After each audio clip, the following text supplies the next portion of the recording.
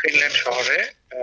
তো যেটা হয়েছে, ফেসবুকে দেখতে দেখতে যেমন বিভিন্ন গ্রুপের সাথে তো আমি এটা ঠিক, তো হঠাৎ করে একদিন হুজুরের ভিডিও আসলো সামনে।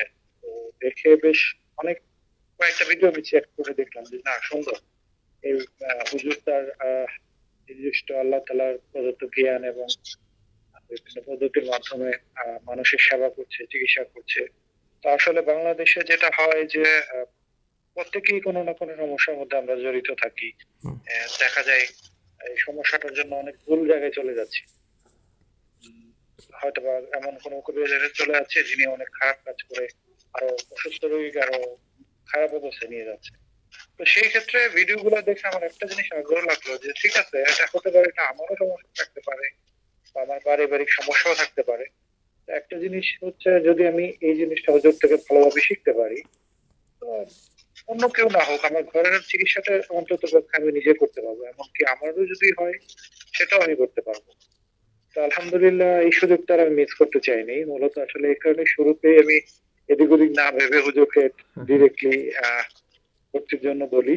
যদিও একটু সময় লেগেছে, এটা ব্যাপার না, কারণ এটা ভালো কিছু হতে হলে নতুন কিছু তো, যার কারণে হুজুরও টাইম নিয়েছে আমাকে বলতে অনেকবার। যোগাযোগ ঠিক ছিল, যার কারণে আমি এটা নিয়ে খুবই মনেই করিনি।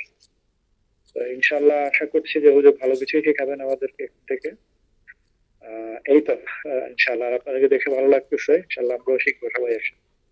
ধন্যবাদ হুজুর। জি, আলহামদুলিল্লাহ, ধন্যবাদ। জাযাকাল্লাহ। তো আমরা আসলে তারপরে সালেহ ভাইয়ের কাছে চলে যাই। উনি আমাদের ২য় আরকি ভাই ভর্তি হয়েছেন আমাদের সাথে থাকার জন্য। মূল্যবান সময় আমাদেরকে দিচ্ছেন, আলহামদুলিল্লাহ। ভাই একটু বলুন, আপনি মনে হয় বিদেশ থেকে বলছেন, সম্ভবত সৌদি আরব থেকে। সালাম আলাইকুম। জি, আমি সৌদি আরব ওয়ালাইকুম থেকে আসসালাম। বলছি। আমি মূলত শিখার কারণে এটা আমার ফ্যামিলিগত ভাবে সমস্যা, আমি যে আপনারা বলছিলাম। কারণ আমি সৌদিতে থাকার কারণে এই জন্য আমরা চিকিৎসাটা নিতে পারতেছি না। তো আগামী 1-2 মাস পরে আমি দেশে যাবো। জন্য আমার ফ্যামিলিগত ভাবে বহুত সমস্যা করতেছে, আমার বাচ্চা আর আমার ওয়াইফের। মূলত সমস্যাটা আমার ওয়াইফের চালু হয়েছে, এখন আমার বাচ্চাদেরও সমস্যা করতেছে। এখন আমার একটা বাচ্চা, আমার মেয়ে বড়টা মোটামুটি আলহামদুলিল্লাহ 20 পারা হাফেজ হয়েছে। এখন বহুত সমস্যা করে। আর ছোট একজন মেয়ে, এও হাফেজ দিছিলাম। আমার ভাই একজন আছে আমার বড় হাফেজ, এর কাছে পড়ে, কিন্তু ছোটটা এখন এটারে বেশি সমস্যা করে। এই জন্য মূলত শিখার আমার কোনো টাকা বা কামানের ইনকামের কোনো খেদমতের লাই, যদি নিজস্ব কোনো ফ্যামিলিগত সমস্যা এইটা বাস। টাকার আলহামদুলিল্লাহ টাকার লাই কোনো নামই এটা শিখার উদ্দেশ্য না। উদ্দেশ্য হইলো আমার ফ্যামিলিগত সেভ করা, শয়তান এই খবিস জিনগুলো থেকে হেফাজতের লাই। আমার নিয়ত এটা, উদ্দেশ্য এটা। যদি আশেপাশে কেউ থাকে তাহলে আমার কোনো নিয়ত নাই যে পয়সা নিয়ে চিকিৎসা করবো বা এরকম। এই উদ্দেশ্যটা আমার মূলত এটা। আমি বহুত, আজকে 4 বছর ধরে আমার ফ্যামিলিতে বহুত সমস্যাতে আছে। তো খুবই সেতে জালেম আর কোনো হইতে পারে না, মানুষের মধ্যে এরকম নাই। নামাজ পড়তে দেয় না, ফ্যামিলিগত ভাবে বহুত সমস্যা করতেছে।